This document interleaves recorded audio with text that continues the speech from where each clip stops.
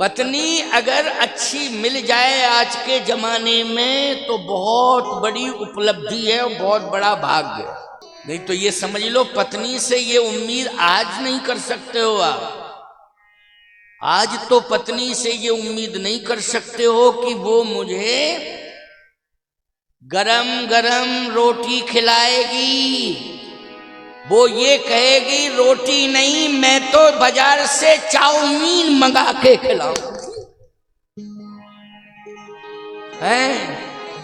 Chowmein खिला खिला के तुमने मगरमच्छ बना दिया पति को। ये बाजार हजार ऐदे मैदे की चीजें मत खाया करो भैया। यही बुद्धि खराब कर रही हैं और यही जो है स्वास्थ्य खराब कर रही हैं। बोलो, बाजार की चीजें क्यों स्वास्थ्य बिगाड़ रहे हो? और तुम आलस मत करो। आलस नहीं करना है, रसोई तैयार करो। ऐसी रसोई तैयार करो कि जिसमें कोई भी हानिकारक व्यंजन ना हो। ऐसी रसोई बनाओ और बच्चों को भी वही खिलाओ, पति को खिलाओ, सबको खिलाओ। बच्चों की आदत खराब मत डालो। ये बच्चों को चाउमीन खाने का नशा हो गया है। हमने तो ये सुना है, अब भले ही बनाने वाली कंपनी का व्यक्ति हमारे लिए कुछ भी टिप्पणी करता रहे करे, कि कोई ऐसा पदार्थ डाल दिया जाता है कि बच्चे आदी हो जाते हैं, वो बार बार खाने की इच्छा करते हैं। उसमें जो भी डालते हो बनाने वाले, कंपनी वाले। इसलिए नहीं, घर का भोजन। और तुम भी बाजार में खूब काम करो, व्यापार करो, बिजनेस करो। अगर आप नौकरी वाले हो तो नौकरी करो, चाहे अधिकारी हो चाहे कर्मचारी हो, लेकिन भोजन घर में आकर के करो। और सत्य तो यह है कि अपने पत्नी के हाथ का भोजन करो। और यदि माँ जिंदा बैठी हो तो धन्य है। माँ यदि भोजन नहीं बना पा रही है तो माँ के बीच में बैठ करके भोजन करो प्यारे। उस भोजन का आनंद ही कुछ और है। माँ जिंदा है तो माँ के साथ बैठ करके भोजन करो। जब तक वो जिंदा है, माँ बाप जिंदा हैं, वो भाग्यवान हैं जिनके माँ बाप जिंदा बैठे हैं घर में। वो भाग्यवान परिवार है। और जिनके घर से माँ बाप चले गए हैं, याद रखना, रोते रहोगे, अभाव खलेगा और कहते रहोगे जब चले जाने के बाद, ये नहीं कर पाए, ये नहीं कर पाए, ये नहीं कर पाए। बस पश्चाताप रह जाएगा। और यदि किसी विशेष परिस्थिति में तुम माँ बाप से दूर हो तो आजकल तो दूर संचार की क्रांति है, रोज बात कर लिया करो। माँ बाप से संभव हो सकता हो तो रोज 2-4-5 मिनट की वार्ता, बस इतना ही। स्वास्थ्य कैसा है, आप ठीक हैं, कोई परेशानी तो नहीं, इतना ही पर्याप्त। इतना कहना ही, पूछना ही पर्याप्त। उन्हें लगेगा कि हमारी संतान हमको पूछ रही है।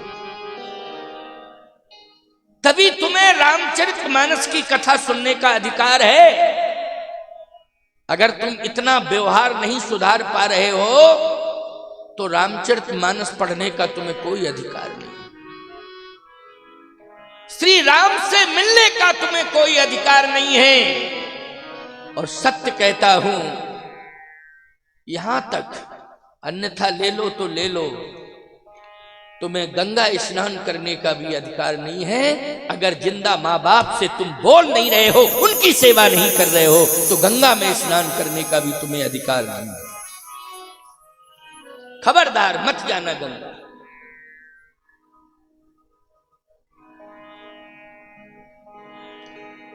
चाहे गंगा माँ हो, चाहे वैष्णव माँ हो, चाहे शारदा माँ हो, चाहे विंध्यवासिनी माँ हो और चाहे जालौन वाली माँ हो। बोलो भाई, क्या ये तुम्हें आदेश नहीं देंगी कि जिस माँ ने तुम्हें जन्म दिया है, माँ बाप ने तुम्हारा पालन पोषण किया है, तुम इतनी दूर मेरे यहां चले आए हो प्रणाम करने के लिए, यहां प्रार्थना करने चले आए हो, यहां नारियल लेकर के आए हो, यहां माला लेकर के आए हो, यहां तमाम प्रकार की डिमांडें करने के लिए चले आए हो। क्या तुमने घर में जो माँ बैठी है, बूढ़ा बाप बैठा है, प्रणाम किया है? उससे कभी अच्छी बात की है? उसकी खैर खौर पूछी है? वहां झूठ बोलने की तुम्हारी हिम्मत नहीं पड़ेगी, साहस नहीं पड़ेगा, नहीं तो नारियल बाद में टूटेगा, तेरी खोपड़ी पहले टूट जाएगी, याद रखना। वहां हिम्मत नहीं पड़ेगी कि झूठ बोल सको तुम।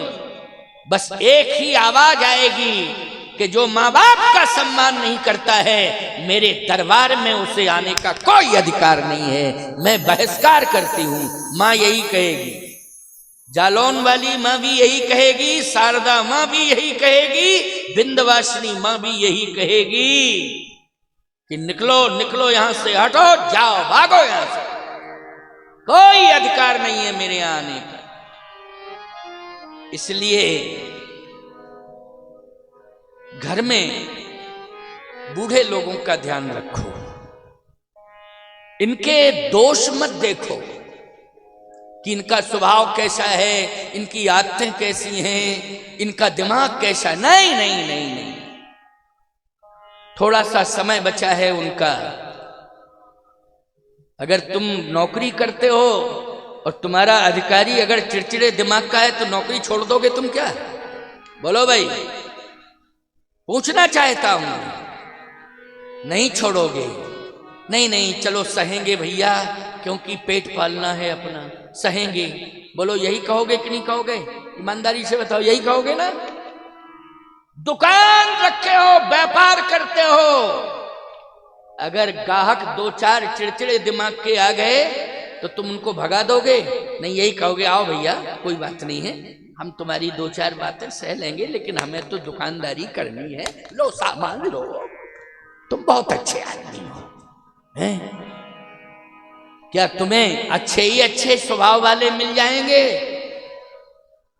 ग्राहक नहीं, अच्छे ही अच्छे स्वभाव वाले अधिकारी मिल जाएंगे? नहीं, मित्र भी नहीं मिलते हैं अच्छे स्वभाव वाले। बोलो भाई, मित्र भी अच्छे स्वभाव वाले नहीं मिलते हैं जिनको तुमने मित्र बना रखा है।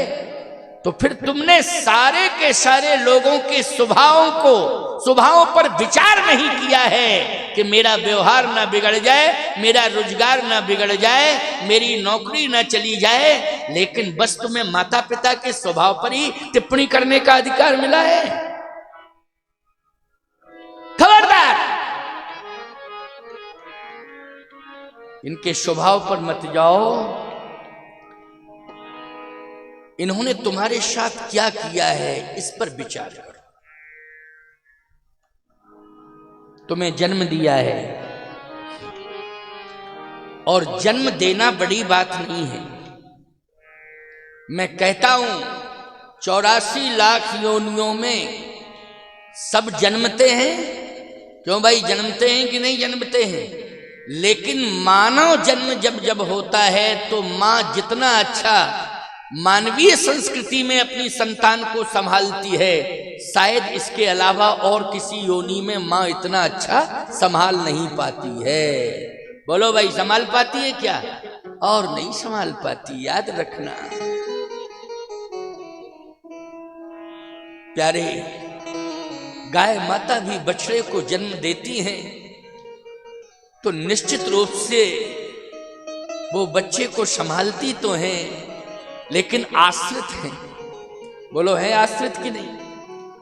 कि कोई इस समय गुड़ देगा हमको कि नहीं देगा? हमने अपने बच्चे को जन्म दिया है, इस समय कोई गुड़ खिलाने वाला आ जावे। बोलो भाई, गाय इंतजार करती है कि नहीं करती है कि मैंने बछड़े को जन्म दे दिया है, अब कोई गुड़ खिलाने वाला आ जावे और हमारे बछड़े को संभाल के हमारे स्तन से मुख लगाने वाला आ जावे।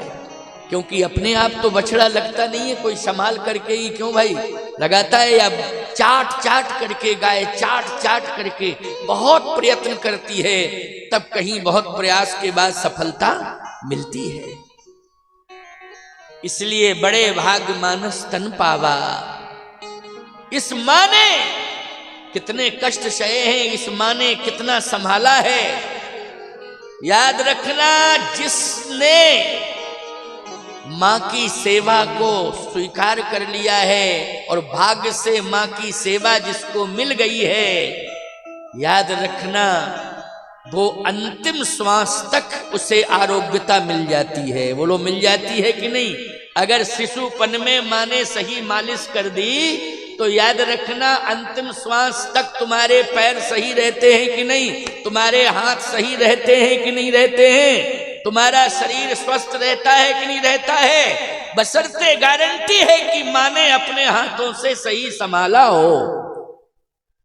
इसलिए आजकल के बच्चे जल्दी से जल्दी प्रभावित हो रहे हैं। बोलो हो रहे हैं कि नहीं हो रहे हैं? हर क्षेत्र में हो रहे हैं प्रभावित।